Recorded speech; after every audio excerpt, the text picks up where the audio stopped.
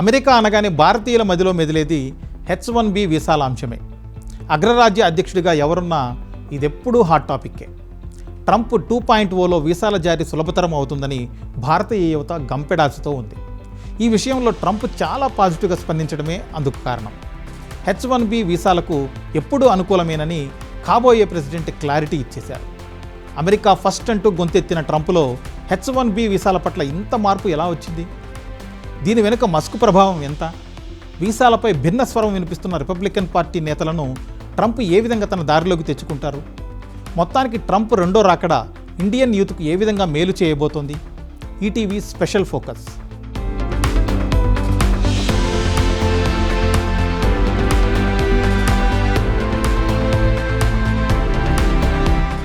ప్రత్యేక నైపుణ్యాలున్న విదేశీ ఉద్యోగులను తాత్కాలిక పద్ధతిలో అమెరికా కంపెనీలో నియమించుకోవడానికి H1B వీసా అనుమతిస్తోంది. అలాంటి H1B వీసాల అంశంపై అగ్రరాజ్యంలో జోరుగా చర్చ జరుగుతోంది. ట్రంప్ టీంలో కీలకంగా ఉన్న ఎలాన్ మస్క్, వివేక రామస్వామి చట్టబద్ధ వలసలకు మద్దతిచ్చారు. అంతేకాదు, చాలా బలంగా తమ వాదనలు వినిపించారు. టాలెంట్ ఎక్కడున్నా అందిపుచ్చుకోవాలని సూచించారు కూడా.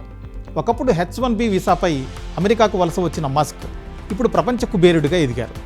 అమెరికా ఎప్పటికీ నెంబర్ 1గా ఉండాలంటే చట్టబద్ధ వీసా ప్రోగ్రాంకు మద్దతు ఇవ్వాలని కోరారు.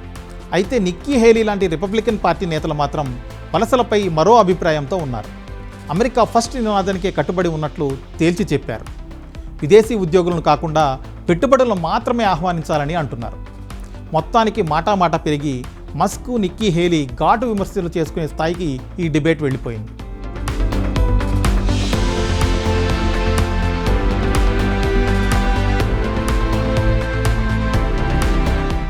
చట్టబద్ధ వలసల అంశం హాట్ టాపిక్గా మారడంతో ఏమాత్రం ఆలస్యం చేయకుండా డొనాల్డ్ ట్రంప్ రంగంలోకి దిగారు.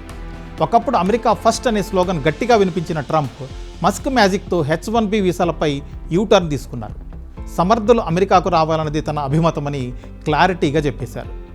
నైపుణ్యం ఉన్నవారు దేశంలో అడుగుపెట్టడానికి మద్దతిస్తున్నట్లు కూడా ప్రకటించారు. టాలెంట్ను ఆహ్వానించడం కోసమే H1B వీసాలు ఉన్నాయని గుర్తు చేశారు.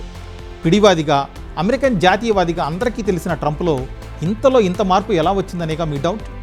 ట్రంప్ టీంలో కీ రోల్ పోషిస్తున్న ఎలాన్ మస్క్కు తోడు భారతీయ అమెరికన్ వివేక్ రామస్వామి కాబోయే అధ్యక్షుడి ఆలోచనలను మార్చివేసినట్లు చెబుతున్నారు.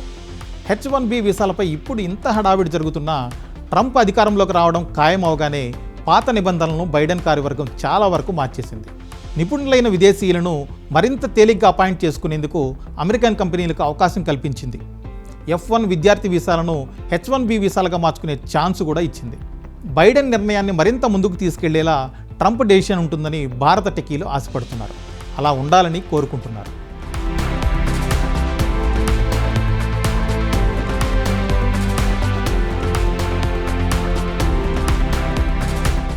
అమెరికా జారీ చేసే H1B వీసాలతో గతేడాది భారత్, చైనా బాగానే లాభపడ్డాయి.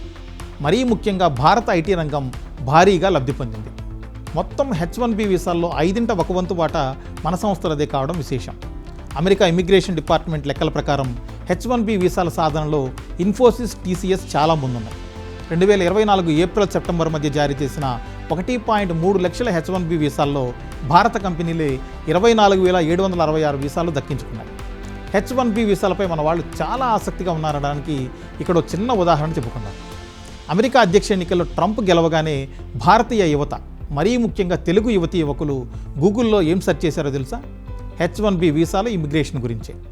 గూగుల్ సెర్చ్లో తెలంగాణ టాప్లో ఉండగా చండీగఢ్, ఆంధ్రప్రదేశ్, కర్ణాటక, తమిళనాడు తర్వాతి స్థానాల్లో నిలిచాయి.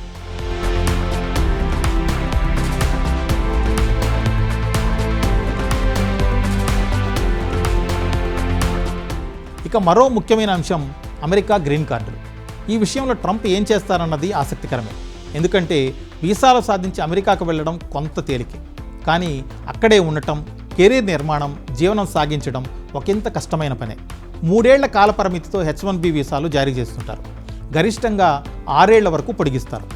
ఎన్నో ఆశలతో అమెరికా వెళ్లే నిపుణులు అత్యధికులు పర్మనెంట్గా అక్కడే ఉండిపోవాలని భావిస్తుంటారు. అలాంటి వాళ్ళు లాటరీ పద్ధతిలో జారీ చేసే వీసాల కోసం తిప్పలు పడుతుంటారు.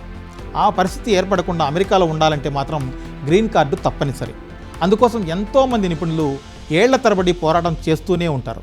ఎప్పటికైనా గ్రీన్ కార్డు సాధించకపోతామనే ఆశతో పట్టువదలని విక్రమార్కుల ప్రయత్నాలు చేస్తుంటారు. ఆ పోరాటం ఫలించకపోయినా మళ్ళీ మళ్ళీ వీసా లాటరీ కొట్టలేకపోయినా చిక్కులు తప్పవు. అందుకే ట్రంప్ 2.0 గ్రీన్ కార్డుల విషయంలోనూ పాజిటివ్ డెసిషన్ తీసుకుంటుందని కొండంత ఆశతో ఉన్నారు మన వృత్తి నిపుణులు. చూద్దాం ట్రంప్ మాయ ఏం చేస్తారో.